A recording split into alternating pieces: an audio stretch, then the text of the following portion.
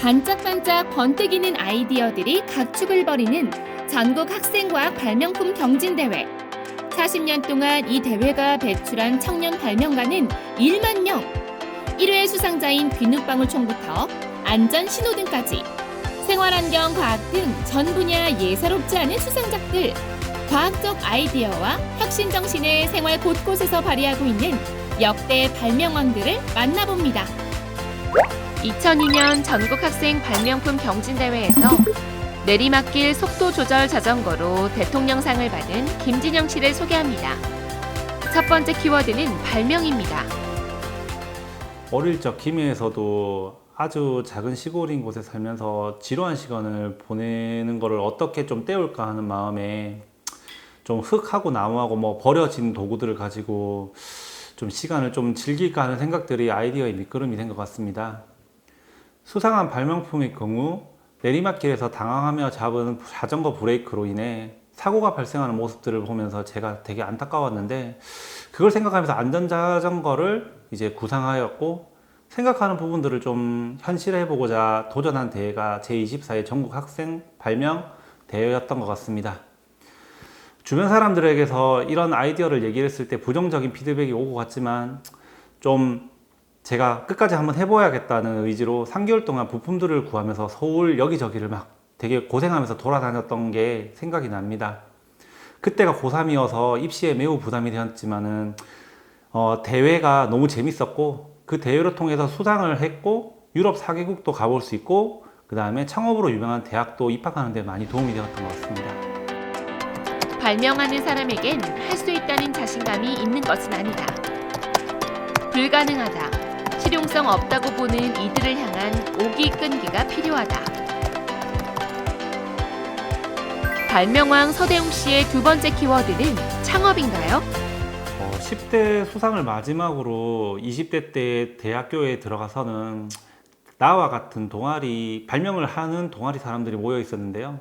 그냥 졸업만 하기에는 너무 아쉽다 보니까 발명 동아리 친구들과 함께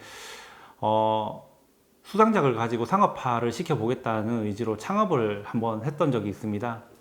후속작으로는 안전유모차를 개발해서 창업대회를 참가하고 국가 지원을 받아서 3년 동안 개발 및 시제품을 이제 만들어 봤지만 꽤 괜찮았어요. 유아용품 업체하고 협업도 많이 했고, 당시 모든 비용들을 이제 국가에서 또 투자를 해주시니까 자신감 있게 시제품을 만들어 보았지만은 당시 모든 비용이 창업자에게만 주어지는 부담과 시장 조사를 철저하지 못한 그 부분 때문에 좌절도 해보고 실패도 많이 했고, 근데 오히려 그 경험은 저한테는 아주 훌륭한 경험이 되었던 것 같습니다.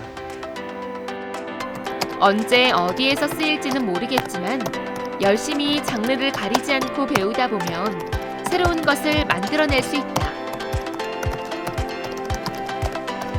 마지막 키워드는 관찰과 도전. 지난 시절 제가 생각하는 발명은 그냥 순수하게 뭔가를 창조해내야 되는 압박감이었다고 생각을 한다면은, 지금은 우리가 생활하는 데서도 많이 쓰이는 것이 발명이라고 생각이 들었습니다. 창의력이라는 건데요. 큰 의미로는 마케팅에서 혁신적인 기획들, 타 기업에서는 협업 과정 중에서 갈등 등을 생기는 것을 혁신적으로 만들어내서 성과를 내는 그런 부분에 많이 응용이 되더라고요. 발명이라는 것이 어쩌면은 되게 거창할 것이라고 저는 생각을 했었는데, 지금 생각해 보면은 발명이라는 것은 그냥 우리가 생각했던 것을 고민해보고 그것을 말해보고, 그리고 주변 사람들에게 또 의견을 나눠보고, 그래서 그거를 현실화시키는 것이 발명이라고 생각을 합니다. 지금도 여러분들 주위에서도 생각하는 것을 내뱉으면서 그거를 현실화한다면은 여러분들 지금도 발명을 하고 있다고 생각이 듭니다. 발명은 거창한 것이 아니고 지금 여러분들도 하고 있으니까요. 전국 학생 과학 발명품 경진대회에서 여러분들이 지금까지 생각해본 아이디어들을 현실화시켜서 모든 사람들에게서 뽐낼 수 있는 기회가 되는 자리가 되었으면 좋겠습니다. 감사합니다. 발명은 도전이며 삶의 방식을 바꾸는 과정이다.